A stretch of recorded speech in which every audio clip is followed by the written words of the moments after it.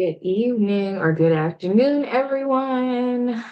I am Kristen Nicole Mann, and I am on here with a new video. Happy St. Patrick's Day, if anyone celebrates. I wanted to get on here and talk about we need to talk because it's a lot that we have to talk about. But I am excited about what we have to talk about, and I wanted to just share some insight for people to have for moving forward in the artistic industries, or if you're like a visual artist like me specifically, how you can move forward in 2025 and beyond, and what high paying skills that you can consider learning or mastering, because we always have to pivot if we want to keep up with what's going on. Not stress yourself out, but I'm here to give you some insight to that. But I do first want to talk about I have been keeping a lot of celebrities, such as, so I watch, my guilty pleasure is watching The Breakfast Club. I know. But certain people that's on there, I'm not a religious watcher. I just, when they have certain people, I check to see what they're talking about. So two people that I want to bring up that was recently on the Breakfast Club that caught my attention, interview caught my attention, was Brandon T. Jackson and David Banner. Yes. And then the third one I want to talk about is Keri Hilson. But I'm gonna start with the two men first. So David Banner was on the Breakfast Club recently, and it really surprised me with what he was talking about, because I am starting to notice that a lot of celebrities, whether they're in the music space or just the art space in general, they're starting to speak out more about how they had to change and grow and learn and just find things out about themselves. And I been on a journey. And if you have watched my YouTube from the beginning to now, it could look like it's all over the place, or maybe you can understand what I'm giving you. I just have done a lot of things and I have experienced a lot of things. And so sometimes when you're trying to put that all together, it can be confusing to your audience. And you just don't know how to fully be yourself, and you don't want to show up, you don't want to be seen sometimes, like you kind of want to like do away with some of the parts of you, and then you want to put some of this stuff in front of people that's you feel is more appealing or appeasing, I mean, to your audience. So you kind of hide certain parts of yourself, and then you will show certain parts. So I'm learning and hearing a lot of these interviews of certain people that have been in the industry of the arts share that they have grown into another phase in their life, and they've realized and looked back on and reflected on a lot of things that was in the way and things that they could have done better. So David Banner was on there, and he spoke about, the part that stuck out to me is that he spoke about how he was like so for the Black community and just pushing it. Every time there was an issue, he would show up. Every time something needed financial money, like financially, he would invest, and just always there for his people. And he realized like it was burning him out. And he also is acting now. Let me because it's going through my head in real time, but he's acting now, and he's doing different things outside of music. So if you don't know who David Banner is, he started out rapping. He was a rapper from Mississippi, deep, deep, deep South. And over the years, he has grown professionally into the acting space. So now he's like talking different, he's sounding different. And one thing that stuck out to me was another thing that stuck out to me was he talked about the guilt of leaving his community behind that he grew up in. And if you know anything about the South, there's a bunch of poverty stricken rural areas. Not all of the South is broke, but it's still a lot of rural areas that are not developed, and the community is in like poverty beyond what we would see on TV. So he came from that, and he was talking about how he had to let a lot of those people go and like not carry them on his back anymore, and how freeing it was. And I just was like, wow, this is interesting, because I thought that sometimes you could go through stuff and you can think you're the only one going through it. It sounds cliche, but you really can think like, I'm going through this, but I don't know if anybody else knows how this feels or whatever. So you just kind of, I'm talking about myself because I'm really bad at like, although I'm an artist, that's the crazy part. I'm really bad at expressing verbally certain things. And when he was talking, it was everything that I needed to hear. And I, sometimes suppress these thoughts and these things that I want to talk about, because you just been, if you've been hurt before, if you've been, kind of reprimanded for your critical thinking. Like I grew up like on both sides of my family. I have very judgmental people, criticism, the type of people where you come on a holiday break and they'll be like, you're fat, you got skinny, you this, you that, and very just hyper critical.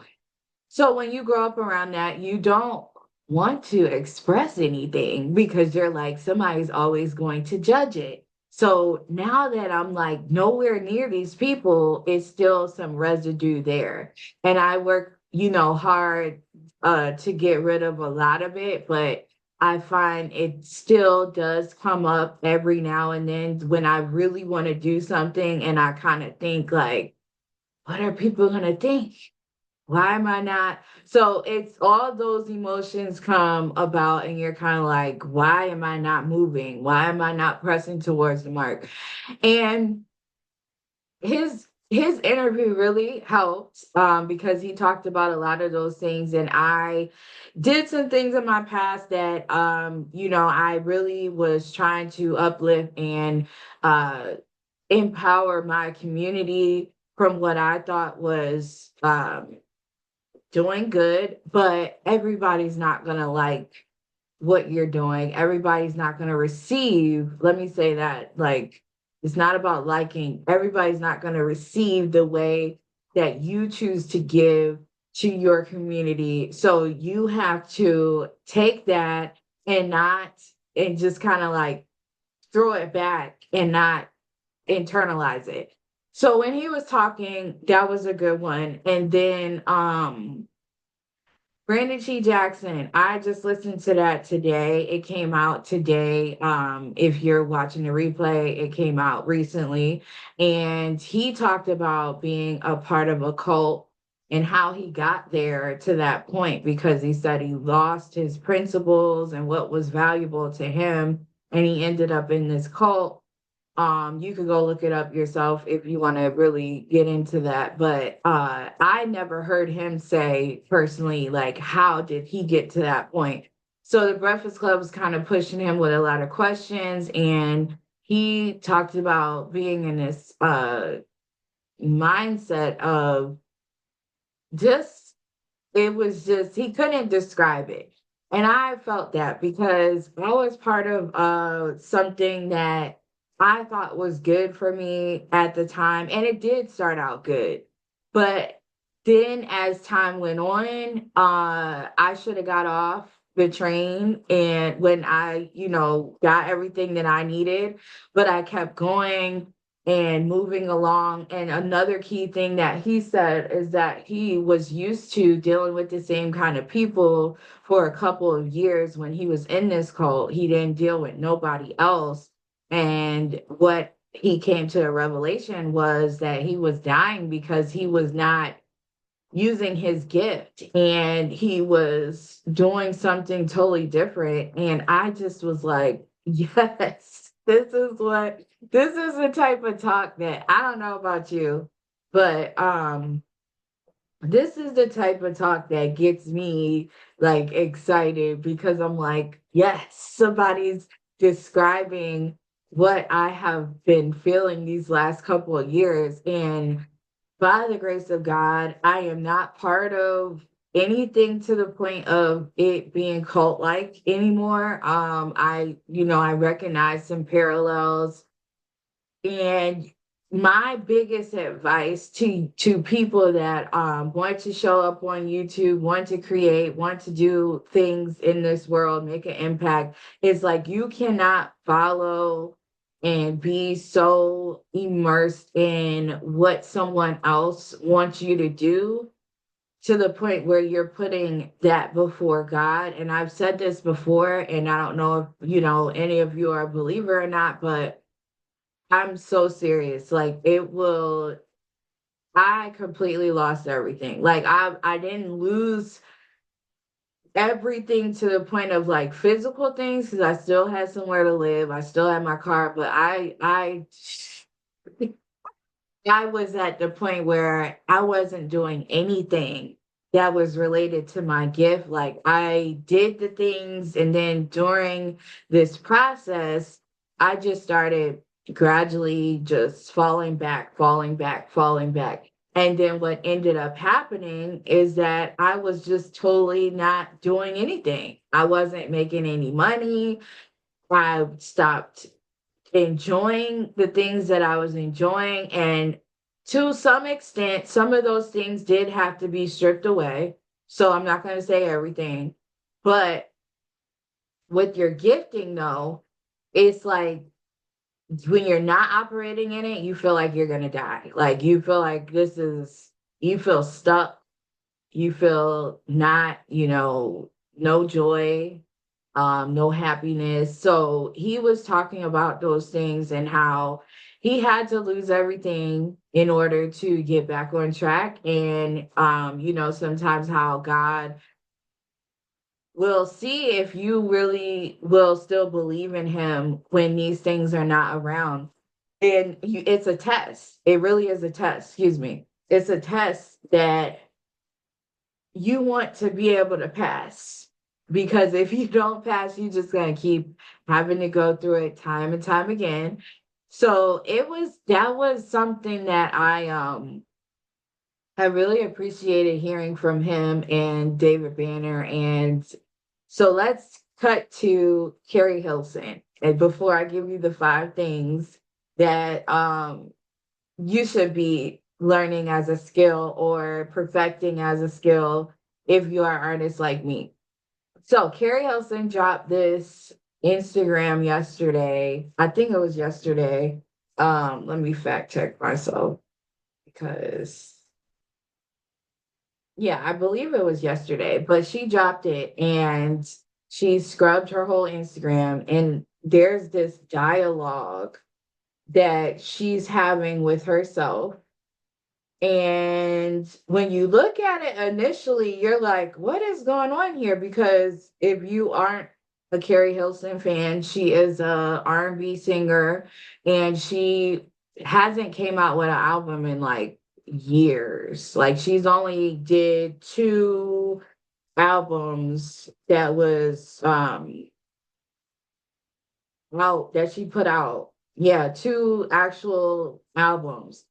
And so now she dropped this "We Need to Talk" dialogue, and it's like her talking to her, and they're having this conversation about why she's not like ready to go. Like why is she not doing the things that she loves? And It was deep. I'm not gonna lie. It was deep. Again, I don't get too into what's going on in Hollywood, what's, who's what, but I used to be a Keri Hilson fan back in the day, and I did wonder, I'm like, what happened to her? And this dialogue was deep because I think all creatives have this dialogue. If you have found yourself in a space where you're not doing anything or you're not doing the things that you used to love, or it's like tough for you to like pull yourself out of this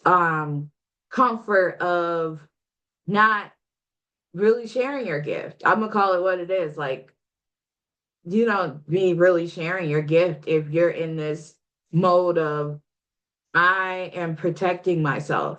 And so this dialogue was on point and she was going back and forth, and we don't really know if she's going to drop new music, but it was you could tell this whole project that she put out was therapeutic.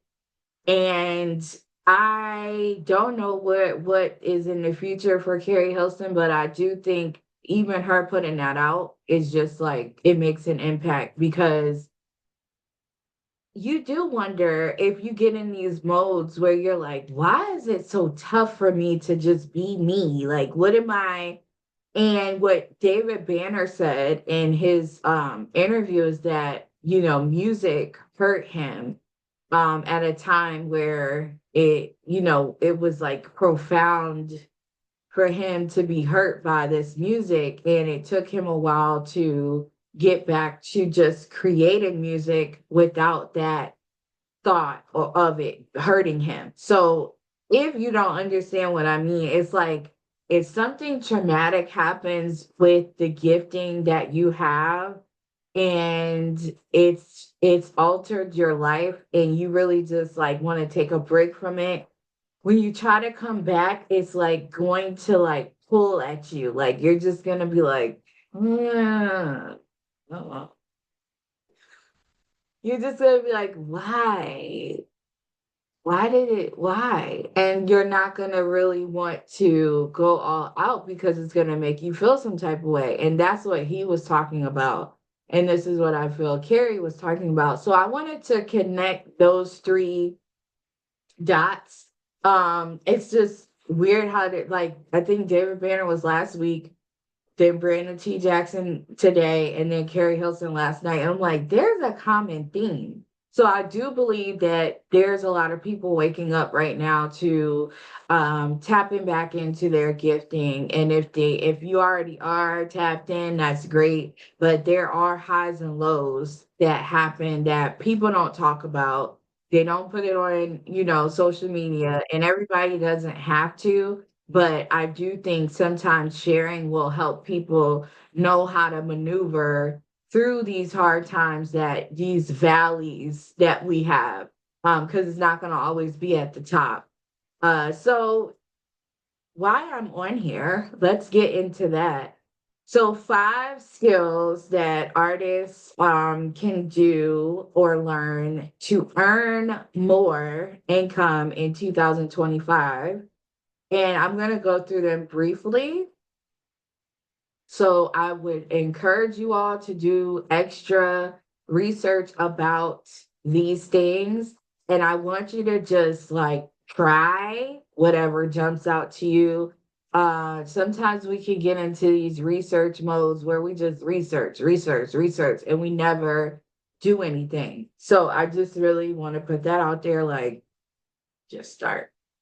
All right. So the first thing I want to go over is creative coding and generative arts.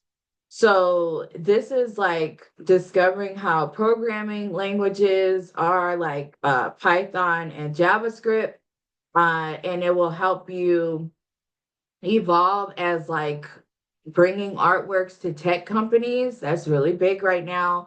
There's the tech world and the art world are colliding.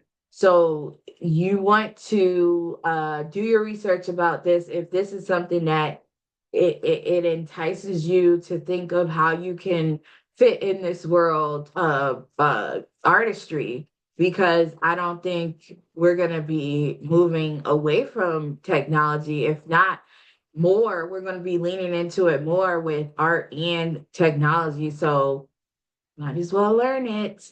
So yeah, that's the first one, creative coding and generative art. Data visualization. So that's learning how to turn complex data into beautiful and easy to understand visuals using tools like Tableau. I think I can't say that, but it's Tableau. So this is like something that you could probably start as a contracting service. Like you can go to businesses or companies and pitch yourself to bring this visualization of data, because companies always have to have meetings about it. Even small businesses, you can pitch to them. So yes, further research. I don't want to tell y'all what to do, but these are just ideas or suggestions on how you can have high paying skills in 2025, because obviously there's a lot going on. We're not going to get into that yet. So the third one is art, restoration, and conservation.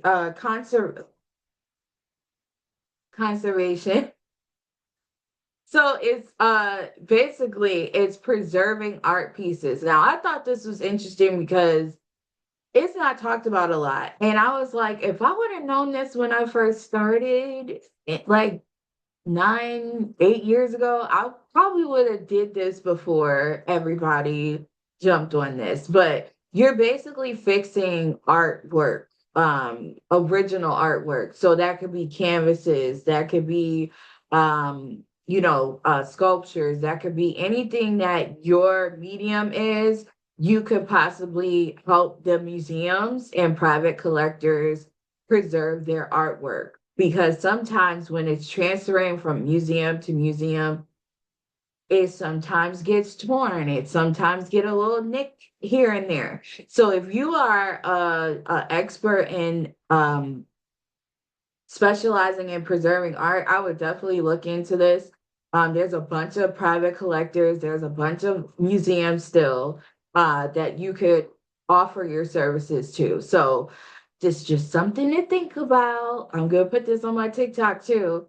The fourth one, industrial design. So design functional and aesthetic products from gadgets to toys, and explore exciting career paths in design companies, or start crafting your own products. So, what does that kind of look like? Let's go further. Let me name some well-known industrial. Hold on. Okay.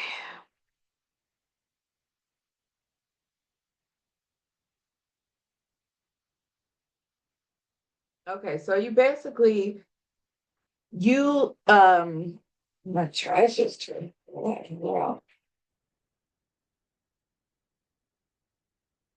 So you're basically designing products for companies. There's interior design, there's unique lamp fixtures, there's so much that you could do um to add to these spaces. And again, do your research and figure out if this is something that you would be willing to learn or master. Let me see, well known in this.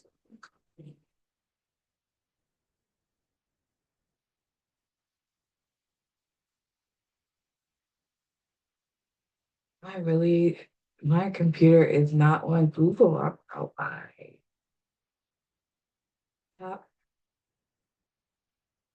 trying to name some for y'all so y'all can see what, because we're almost done.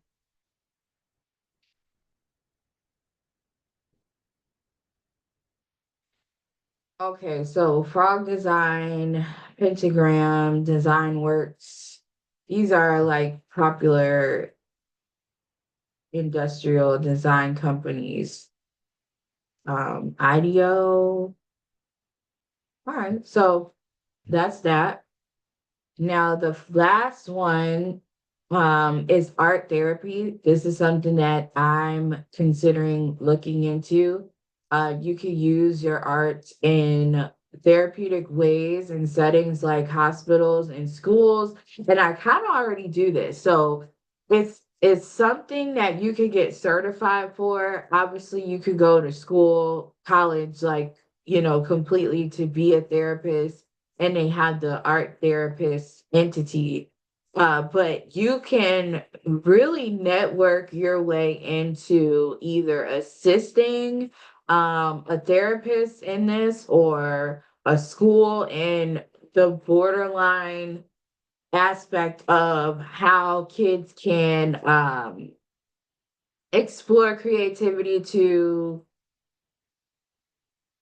whatever you come up with. It's not even like you have to call yourself a therapist.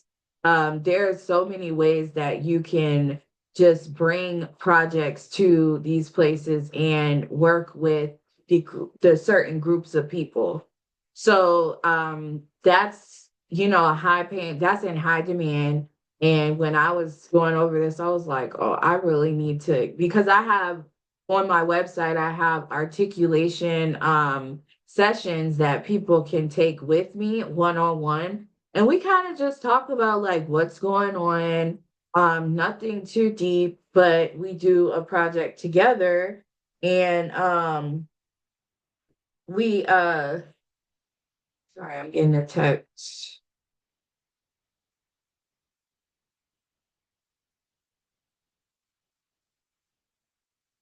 Um we can, it's a way that we can just talk, and you can really express what's been going on and what's been bottled up. And it's no format of, oh, you have to do it like this, you have to do it like that. And I have it for adults and children. And it's really eye-opening to the person on the other end, because they kind of like it. They kind of like the limits torn off. So yeah, I really think that is the future. Definitely think about doing so.